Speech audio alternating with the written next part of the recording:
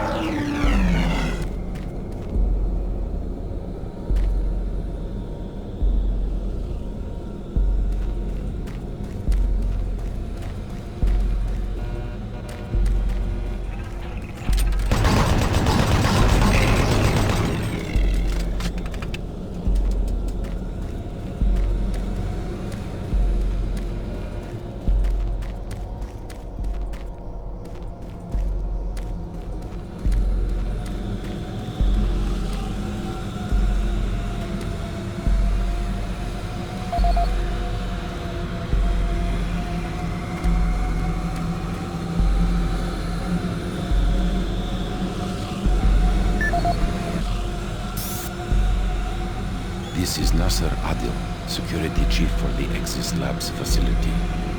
Log entry November 3, 2145. We are seeing an increasing level of random and unexplained violence by Exis staff. The first incident occurred on October 13th, 2145 at the Exis surface tunnel. One of the construction workers, Bill Sanders, was offloading a shipment of steel supports when the procurement manager stopped him. In the heated conversation that followed, Sanders grabbed a nearby pickaxe and lunged at the manager.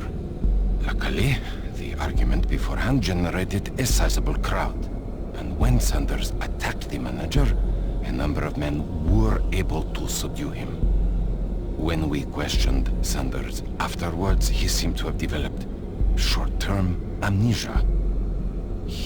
He didn't remember why he got so upset and attacked the manager.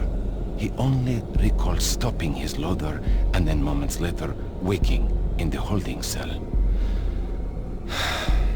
Since that event, we have seen arguments progress more and more from heated shouting matches straight into outright brawls. The antagonists in these incidents all display the same conditions, as if they were suddenly possessed by violent anger, and then afterwards return to normal. We have only one serious life-threatening case so far, where engineer Leon Powell was stabbed multiple times. I fear this is not the worst of our troubles, and have requested additional security personnel posted at critical junctions. To assist any immediate medical need, I have resupplied storage cabinet 965 with the accompanying code of 428. Sergeant Nasser Adil, out. Nasser Adil, personal log dated November 12th, 2145. I have just received word from Central Authority that the UAC representative, Councillor Elliot Swan, will be arriving in a few days from Earth. The report states he will be reviewing all sectors of Mars City, including Exis Labs. I'm not sure that's a good idea in light of the recent events we've had here. The violent assaults that seem to plague Exis Labs have caused the civilian staff to be pretty wary of one another. And now, to top it all off, missing weapons. The cabinets in the security checkpoints were fully stocked 2 days ago, and now half the weapons are gone. I don't know how this situation occurred, but my Marines swear no one has access to the cabinets except for them. I've ruled out those assigned to me and other security personnel, but I can't figure out who else has those codes. To sum up, this is a bad situation, turning worse every day. My recent request for more manpower in Exis Labs was denied. It seems other sectors of Mars City are stretched thin, and the small reserves at the base are already allocated. I need to have faith in my current detachment of Marines that they will turn things around. I'll talk to Central again and see if Councillor Swan can bypass Exis. The last thing I want is some staff worker with a sudden episode of dementia murdering a VIP. I'm having enough problems trying to keep everyone here from killing each other. Sergeant Nasir Adil, signing off.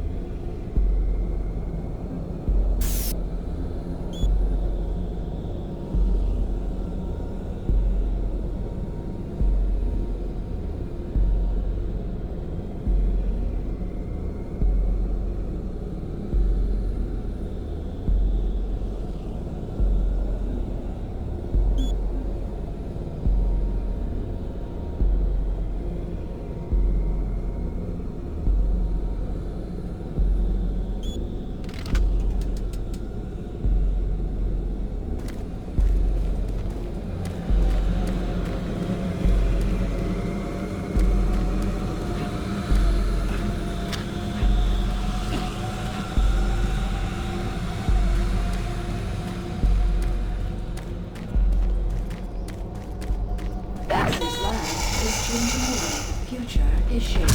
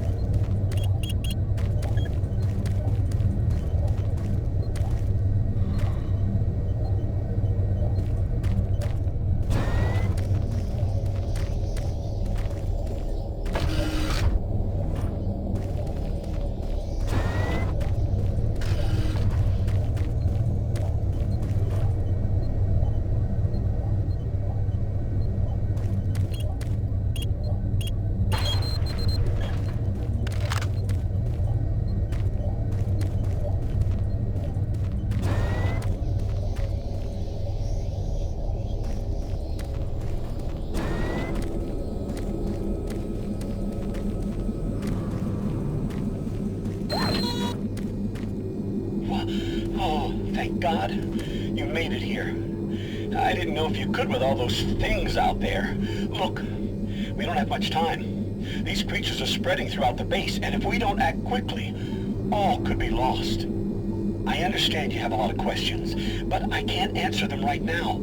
All I can say is we need to get the teleporter in the next chamber working. But to do that, I need you to find a plasma inducer for the stabilizer bank. There's one in engineering. Now, if you head through the service tunnel, you can reach it. I'll unlock some doors. There. That will give you the necessary clearance. Now, please, get the inducer and hurry back. We don't have a lot of time. Please hurry.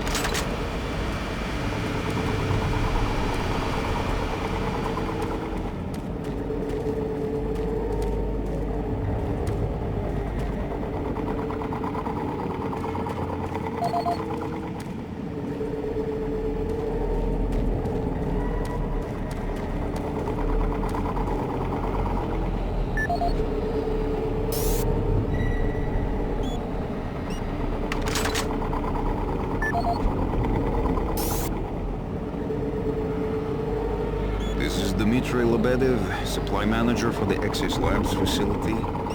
Entry dated October 6, 2145. I've received the latest shipment of MK7 spacesuits from Earth today. They have a triple leaf of titanium mesh on the outer layer for Class 5 excursions. With the ongoing construction requiring additional EVA time on the Martian surface, these new suits should hold up better. In the last 2 months we've had a number of unexplained suit decompressions resulting in fatalities. In the case of technician Mike Stanley, the decompression was so rapid the resulting implosion caused him to almost liquefy and fuse with the suit interior. If it wasn't for his suit's name tag, there wouldn't be much to identify him. In each case, the penetrations and loss of pressure appear to occur from inside the suit rather than out.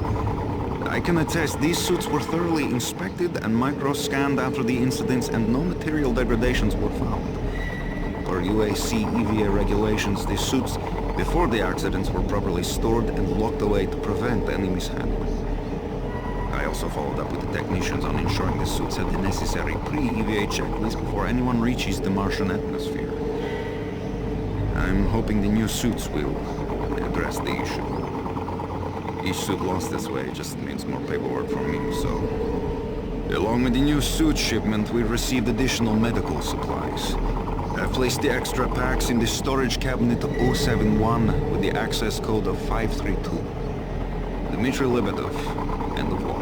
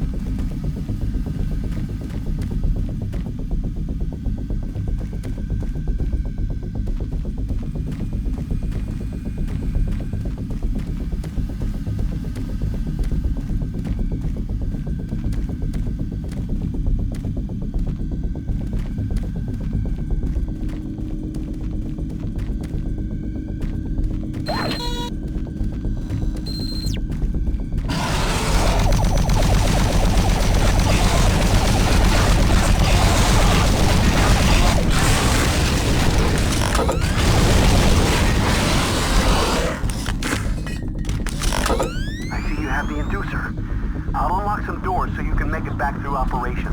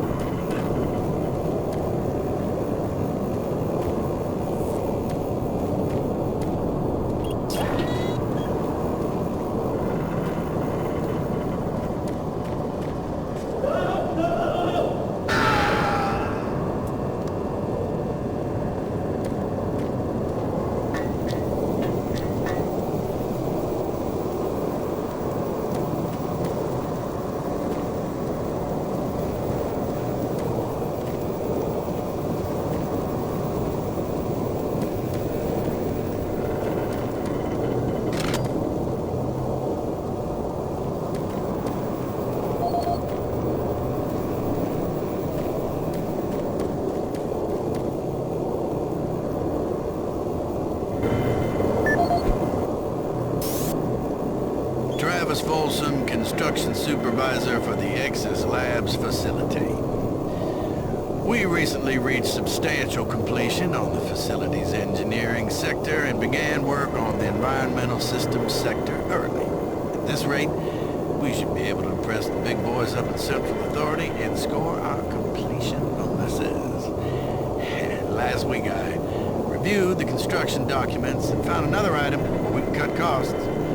My glass subcontractor mentioned the Moxum pressure seals for the exterior windows can be replaced with much cheaper mix-up seals. I submitted the alternative material selection to the base architect for review. On our Tuesday progress meeting, he argued the Mixom seals aren't up to spec. He complained that those seals are inferior and could cause air leaks or glass blowout. What the hell's he doing? Pennsylvania draftsman thinks he's a fancy hotel. Hey, guess what? I was building shit before he was born. Anyway, I managed to get the Mixom seals ordered. I bypassed the architect and talked directly to corporate. I showed them the savings and that sealed the deal. We'll be installing the exterior windows in environmental in a week and he will never know the difference. I'm so convinced the glass and seals will hold up that I'm gonna take a rocket launcher and test it on those windows if need be. That'll show the stupid architect. Folsom out!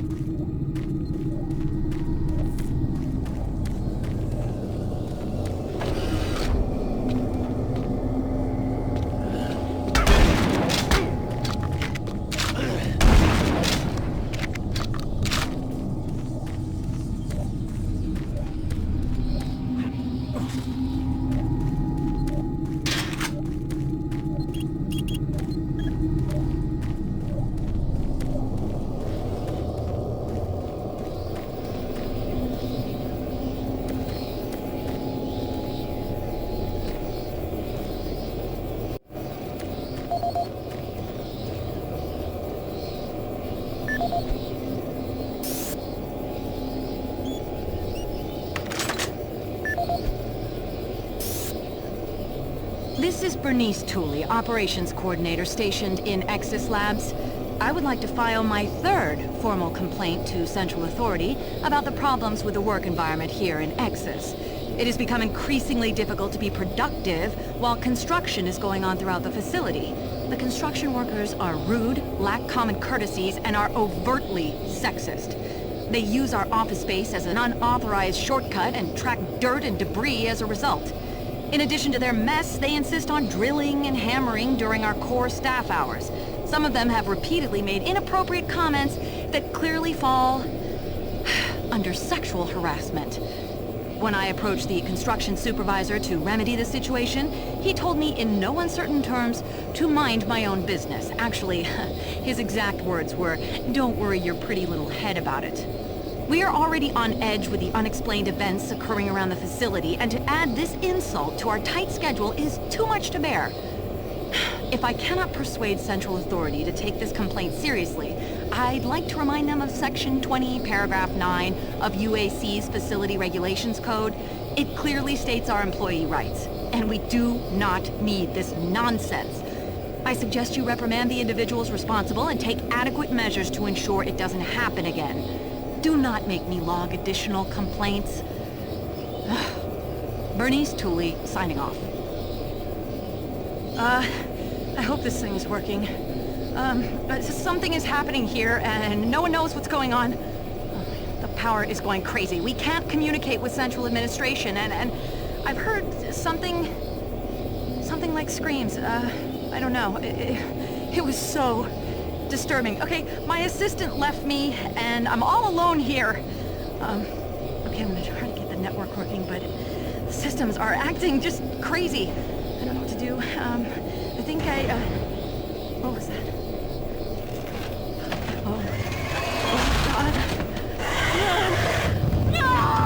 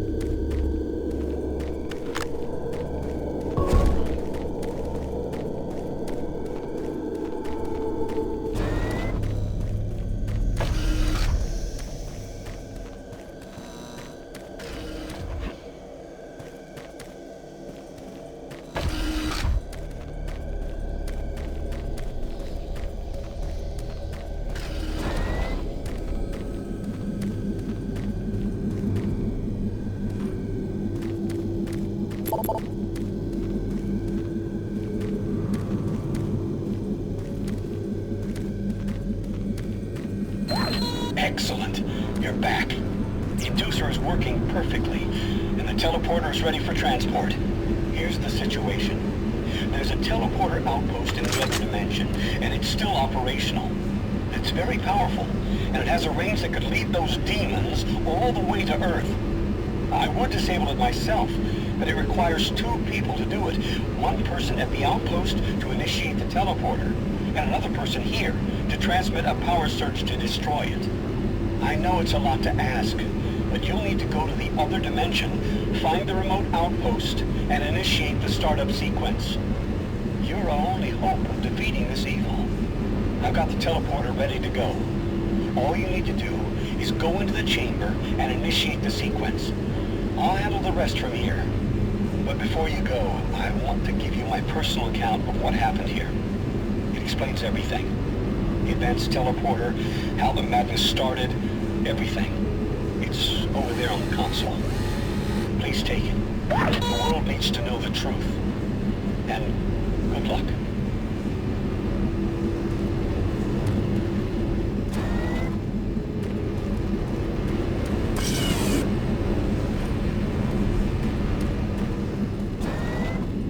Decontamination process started.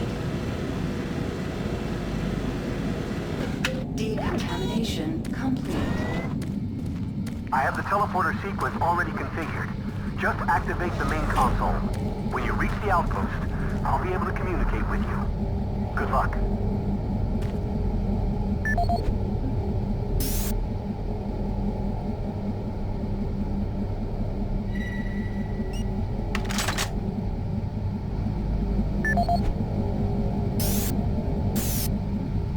My name is Dr. Richard Myers, and I'm a research specialist stationed in Exis Labs. I don't know who'll be hearing this, but I wanted to alert someone of the disaster at Mars City. What has been unleashed across this base is an unimaginable evil, and we only have a slight chance of stopping it. The research I participated in was the next step in teleportation. To give context to my research, back in 2115, UAC researchers discovered an ancient Martian civilization. At the Urbis dig site, they found a Martian teleportation device. It was non-functional, and all attempts to start it proved fruitless.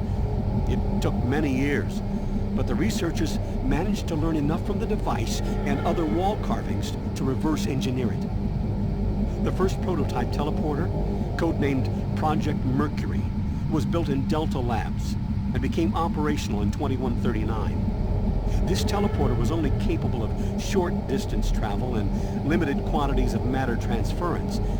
It could only teleport a single test subject, small animals and chimps usually, across a room. Once testing intensified and technical data increased, we were able to fabricate more powerful teleporters. In Delta Labs Sector 3, Project Gemini managed to increase teleportation across greater distances.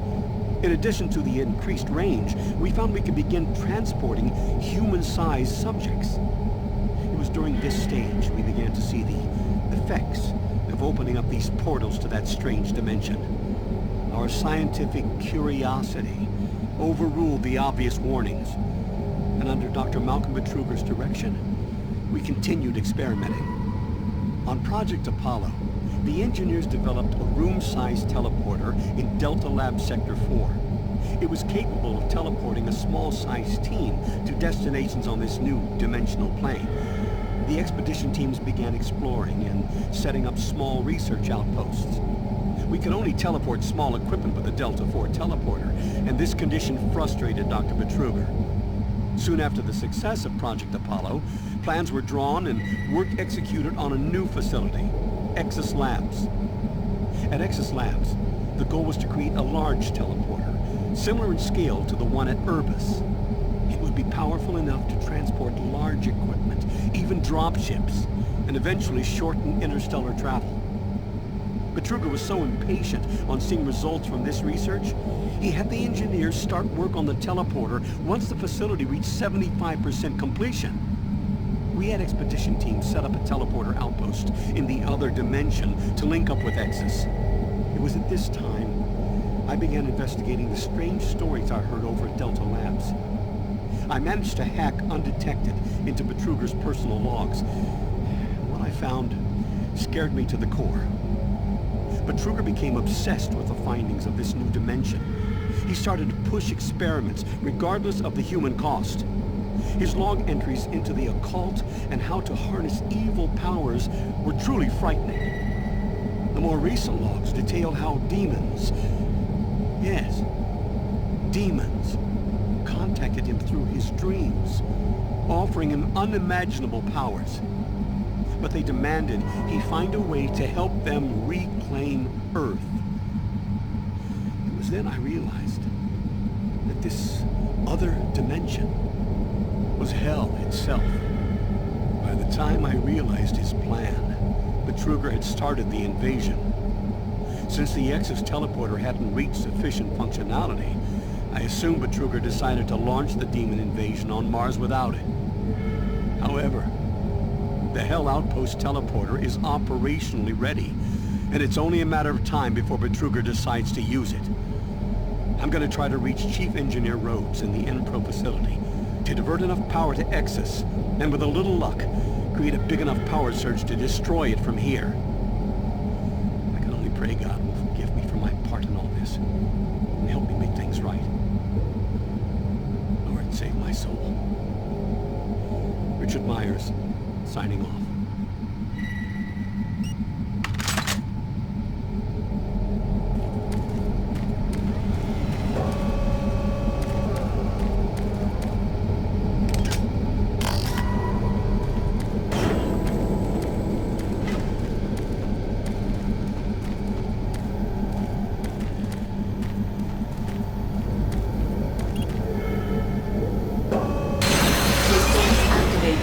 Teleportation will commence in T-minus 3, 2,